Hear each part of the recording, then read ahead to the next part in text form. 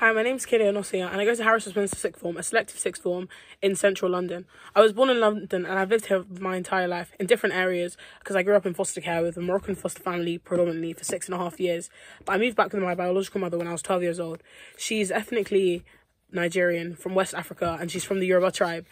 If I had to speak about my hobbies, I'd probably say they're watching video essays to do with social commentary, reading fiction and baking. I think I've mastered the art of making the best brownie without nuts though.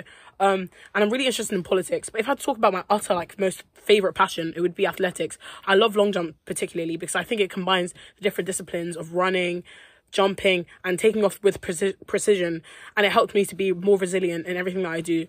This was my first season competing and I placed 18th place in the UK of all juniors, which I personally think is an impressive feat, and I hope to smash 6 meters soon. Outside of this, a really niche interest I think I have of mine would probably be video creation and posting pictures. I'm a Pinterest fanatic and I have amassed a few thousand followers on both TikTok and Pinterest.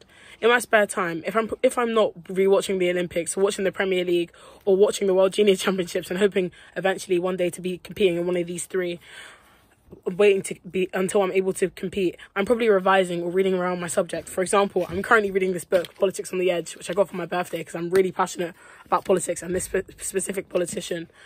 I feel like the reason why the US Certain Trust program really stood out to me is due to the fact that I'm passionate about a million different things. When I was younger, I had my I want to be a doctor phase, my lawyer phase, my police officer phase, my chemical engineer phase, and I've never really chosen one thing. And I feel like the US Certain Trust program would give me the opportunity to explore all of the different avenues of success and find which one suits me and let my education be dictated by my passions and not the other way around. I don't feel like it's right to let my passions dictate. No, I don't feel like it's right to let my education dictate my passions. I feel like a big part of why the Certain Trust US program is also important to me is due to the fact and the role of family culturally for me. My mum and my family themselves have sacrificed thousands. They've sacrificed so much by moving thousands of miles away. And my mum particularly, being a single mother in the 2000s in a country that was not familiar to her, without a nuclear family, being a single parent, it must have been very difficult for her. And I want to make her proud and make her feel like her hardships are not in vain.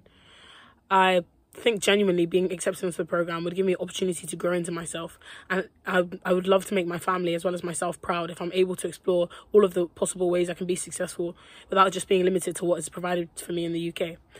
I've seen many videos on the US application process and I've learned much about different cultural events such as Burma Rush, the rushing phenomenon for sororities, and learning about sports and D1 athletics culture. I've even spoken to some of my online friends that live in the US with their experience with applying to the US and how much focused it is on things outside of academics than it is in the UK. And I really like that sort of application process. Of all of the universities that were provided to me on the list, the one that really stood out to me as an athlete, I'm definitely biased as an athlete, was the University of Richmond. I visited their website and of all of the other ones, they were the only one that seemed to be on Division 1 of the NCAA. And in my personal opinion, track and field is the biggest aspect, the social aspect I would really love to be involved in.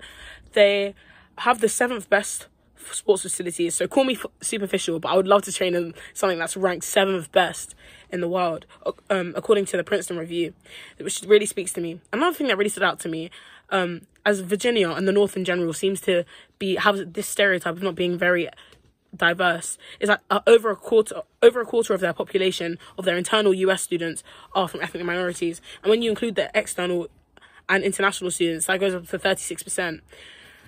And international students alone make up 11% of their population, which helps me to feel like I have a better chance of getting into the university if I was to apply. As someone that really likes politics and history as well, it's really interesting to know how this intersects, or to see how this intersects with the history of Virginia, which was a Confederate state in the Civil War, and how it contrasts the efforts of different universities like the University of Richmond and their efforts to be more diverse, and rewrite their history essentially. And I would love to be a part of this. I would love to be a part of the statistic that shows the levels of diversity that's being achieved in the state.